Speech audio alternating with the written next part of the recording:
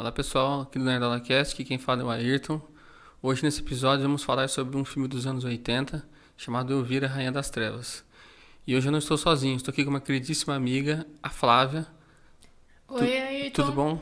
tudo jóia? Eu sou publicitária, modelo, locutora e apresentadora. E é um prazer estar aqui com vocês hoje. É um prazer ter sido convidada. Obrigada. Ah, que é isso, eu que agradeço, viu?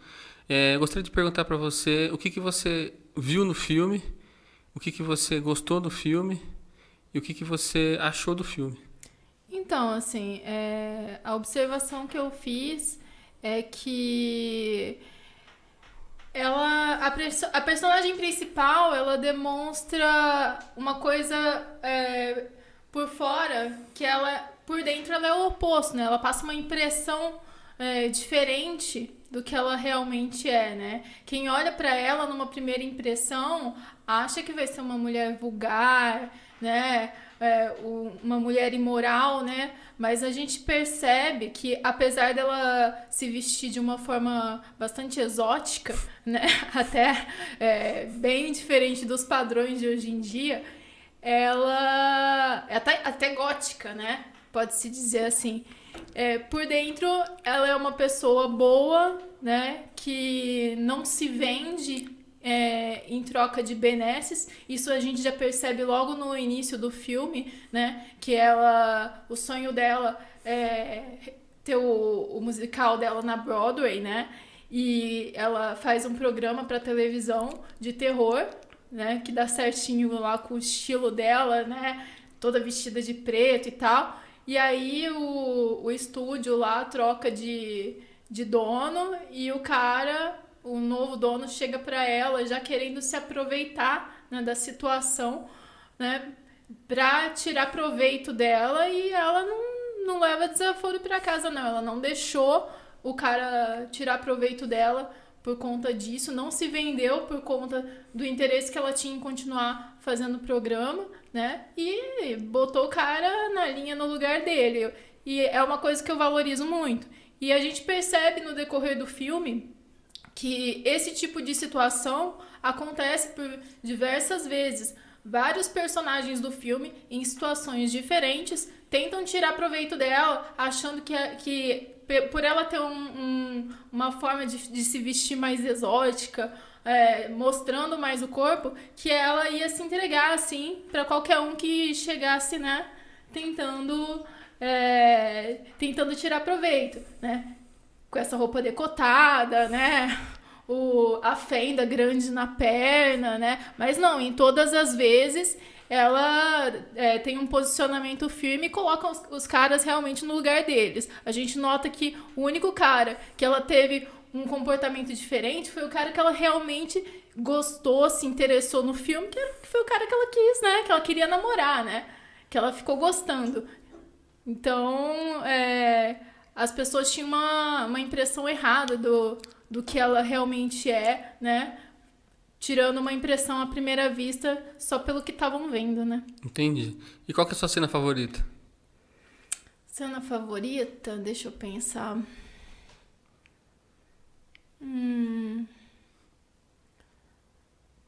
Eu acho que eu vou te entregar a cena favorita até o final do podcast, porque eu não pensei ainda sobre isso, mas eu prometo que eu te respondo essa até o final. Beleza. A minha cena favorita é aquela cena que ela explode que ela explode o posto de gasolina. Se você for pensar, isso lembra um meme que a gente tem aqui no Brasil. Você lembra daquele meme da menina que, tipo, é uma criança, uma menina loirinha, pequena, e aí atrás tem uma casa pegando fogo? Sei. Eu acho que tem muito a ver com aquilo, né? Porque ela fala pro cara, isso pode te matar, hein? Não, e ela demonstrou preocupação com ele, né? O que aconteceu ali não foi intencional, né? Mas acabou acontecendo. Alguma cena te incomodou? Sim, sim. A parte do final. Eu achei bem pesada. Você achou? Eu achei, assim, tanto a parte do tio dela, né? Que enquanto ele fez a caveira dela pra cidade, né? Porque, tipo, já não gostavam dela tipo, por causa de moralismo, de ter a impressão errada sobre ela, né? Então eles queriam colocar ela pra correr, o pessoal da cidade, né? Esse era o interesse deles. Sim. E o interesse do tio era outro, era colocar a mão no livro de magias da tia dela, né? Que é o nome da minha mãe. E aí ele inventou, né, que ela era uma bruxa, coisa que ela não era, apesar daquele vestuário gótico, ela não era bruxa, né, ele inventou, e aí ele espalhou pra cidade inteira que ela era, né, e aí a briga dela com ele, eu achei bem pesada, porque, tipo, dava pra perceber que realmente ele era satanista, né? Diferente dela que não tinha envolvimento nenhum, você percebia que ela não tinha intimidade nenhuma, nunca tinha visto aquele livro na frente, ela pegou o livro, ela achou que fosse realmente um livro de receitas, pensa bem, acabou criando um monstrinho porque ela achou que ela ia fazer um prato pro namorado ali e tal, né? Tipo, ela não tinha noção nenhuma daquilo. Ele tinha, né? E enquanto a tia dela era uma bruxa boa, que mexia com magia branca, né? Ele não, ele mexia com magia negra, ele era do mal, né? Então, assim, eu acho que a cena do final ali, do embate dele com ela, né? E tipo, cortando o braço dele, aquelas coisas, assim, e ele com aquela cara de mal, assim, tem uma energia mais pesada, né? E o show também que ela fez no final, eu acho que a cena com os capetinhas ali de vermelho, chifrudinhos também, eu achei meio pesado também, assim. Entendi. Não, porque quem faz o tio dela é o Vincent Price, que era um ator naquela época que fazia muito filme de terror. Ele aceitou o convite da Elvira para fazer o filme, por isso que ele faz o vilão. Uhum. E esse ator, infelizmente, se eu não me engano, ele já é falecido. Mas ele era conhecido nos filmes da Hammer, que era uma produtora de filmes B nos anos 70.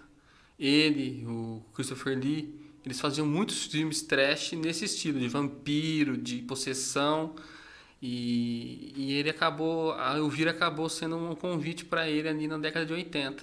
O filme é de 88, então ele ainda tinha um gás para dar. Dá pra perceber, assim, só de assistir que ele realmente levava jeito, que ele tinha já experiência nisso, né? Porque só de você olhar pro cara, você já percebia ali que já dava um medo, assim, só de olhar pra cara dele, né? Você falava assim, nossa, esse cara é mau, né? Sim, ele fazia isso muito bem. Então dessa vibe mesmo, pesada.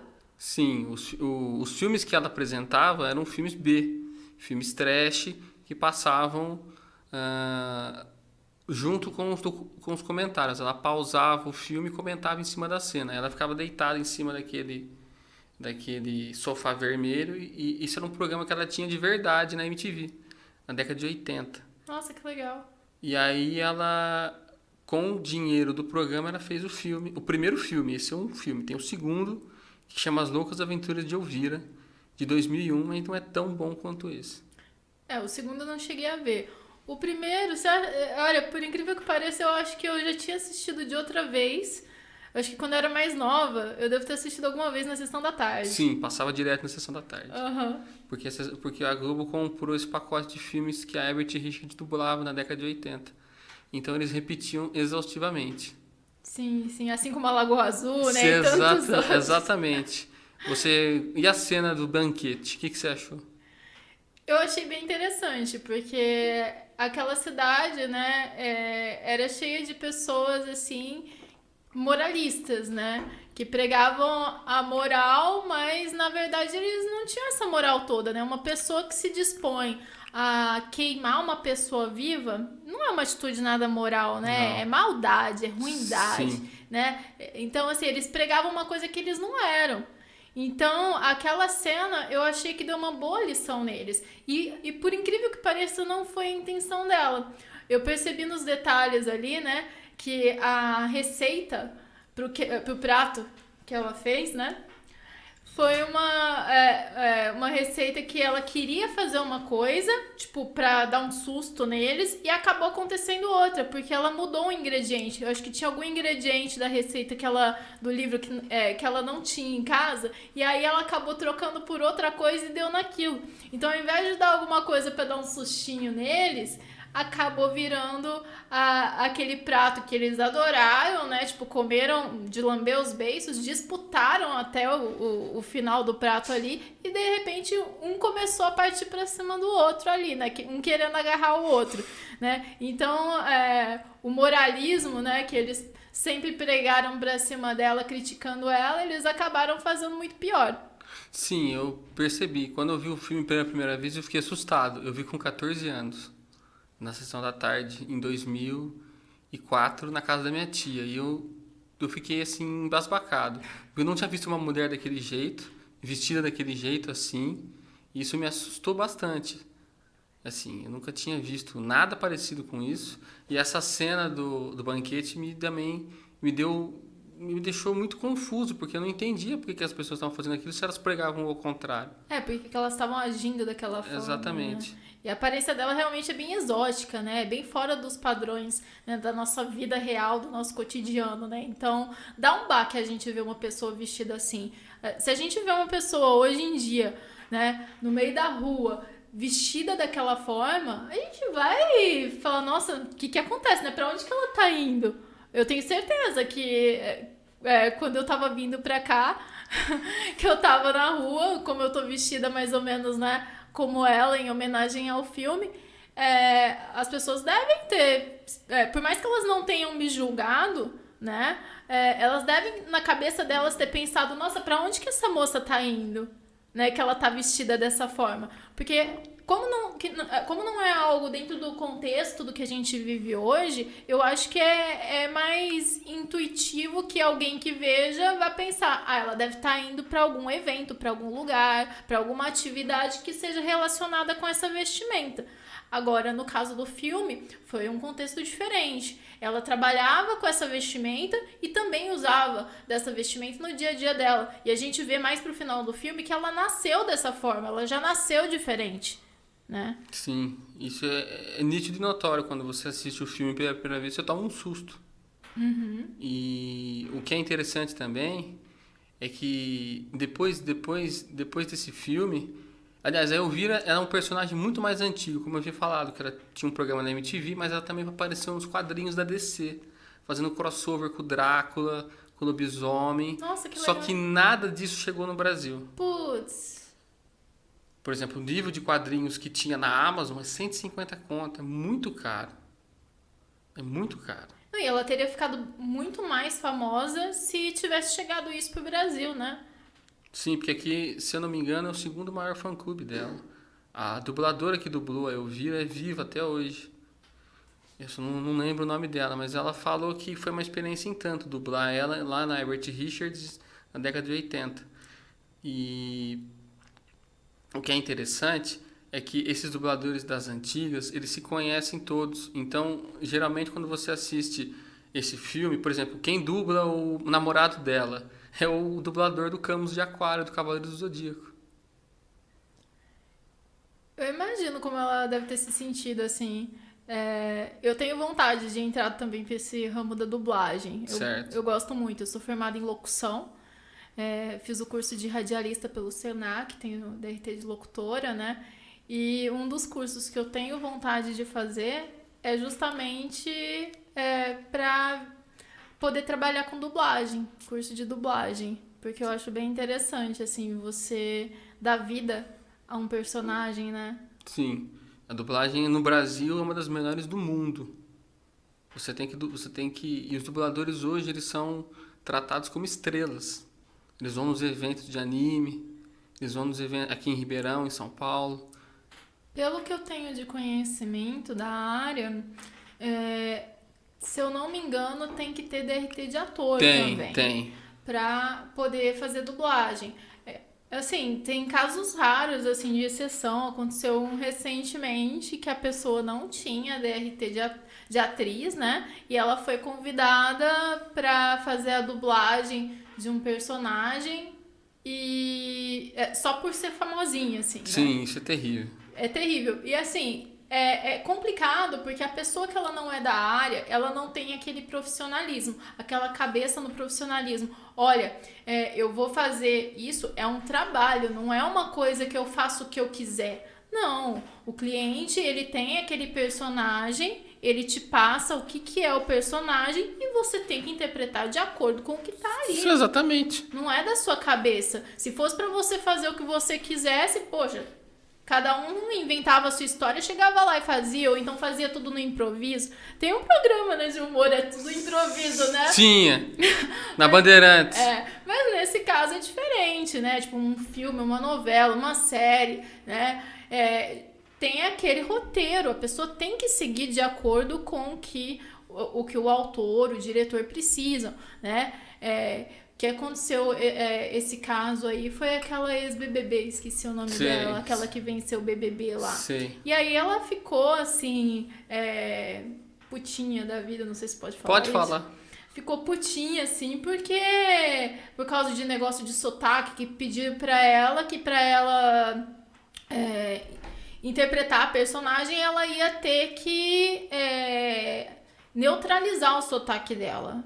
E ela se sentiu ofendida com isso. Cara, olha, a gente tá aqui no interior de São Paulo, né, em Ribeirão Preto. Eu não tenho um sotaque forte, mas se eu tivesse aquele sotaque mais forte de interior, se alguém chegasse pra mim e falasse assim, olha, eu acho que você tem que dar uma neutralizada nesse sotaque pra fazer essa personagem, eu ia trabalhar em cima disso numa boa pra fazer de acordo com o que precisasse pra aquele personagem, né? Isso não é uma ofensa, é um papel que a pessoa tá interpretando, né? E ela se sentiu ofendida. Na verdade, assim, eu sinceramente, eu duvido muito que ela tenha de verdade se sentido ofendida. Eu acredito que ela quis lacrar. Ela viu isso como uma oportunidade para lacrar, né?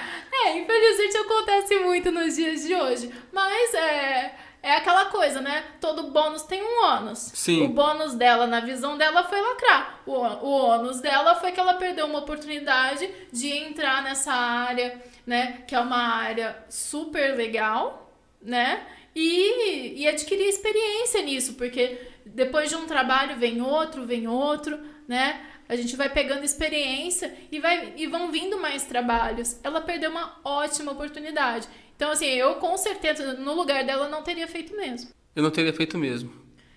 Ah, lembrei o nome. É a Juliette, do BBB 21. Essa daí lacrou pra caramba desde que saiu da casa, né? Com certeza. Mas como eu não assisto BBB, eu só vejo algum comentário, alguma coisa pela internet e nem fico lembrando muito de nomes. Mas é essa aí.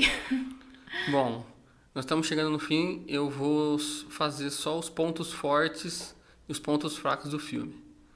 Pontos fortes do filme, pra mim. Mulherio, cheque. Explosão, cheque. Só não tem carro. Eu acho que um ponto forte do filme é justamente o fato dessa lição que passa, né? Pra gente tentar conhecer as pessoas vendo mais pelo que elas são por dentro, né? Tentar visar o interior das pessoas e não olhar tanto pro lado de fora, né? Quando a gente conhecer alguém, tentar não julgar tanto pelas aparências. Por mais que eu pense que a gente deva refletir no lado de fora o que a gente é por dentro, nem todo mundo tem essa consciência, né? De fazer isso. Então, justamente, a gente tem que ter essa consciência que nem todo mundo tem essa noção, então a gente não deve julgar, né? Deve perder esse hábito de julgar as pessoas logo pela primeira impressão. Por mais que seja uma coisa assim que é impulsiva, assim, tipo, é automático, geralmente, das pessoas, né? Julgar na primeira aparência, na primeira impressão, né? Eu acho que a gente tem que se esforçar um pouquinho mais para tentar ver o que as pessoas têm por dentro, né? O que elas têm de bom, como que é a personalidade de cada uma das pessoas, e observar as atitudes delas, os valores que elas têm, né? E que o que tá por fora é só uma casca, né? A gente é muito mais do que isso. Sim, ela fala isso. Eu sou muito mais que um par de pernas. Eu sou muito mais do que um par de peitos e um par de pernas, isso. né? É isso. Espero que tenha gostado. Eu gostei muito. Pra mim, o filme vence a regra dos 15 anos, dá pra você assistir com qualquer idade, qualquer época. A história universal, eu gostei muito. E é isso. Muito obrigado por você que assistir. A sua melhor cena. Melhor cena? Eu acho que é justamente. Eu acho que não é uma só. Eu acho que são os pontos em que ela mostra que ela é mais do que só um par de peitos. Entendi. Bom, é isso. Muito obrigado. E até o próximo Nerdola Cast. Tchau. Muito obrigado, Flávio. Eu que agradeço.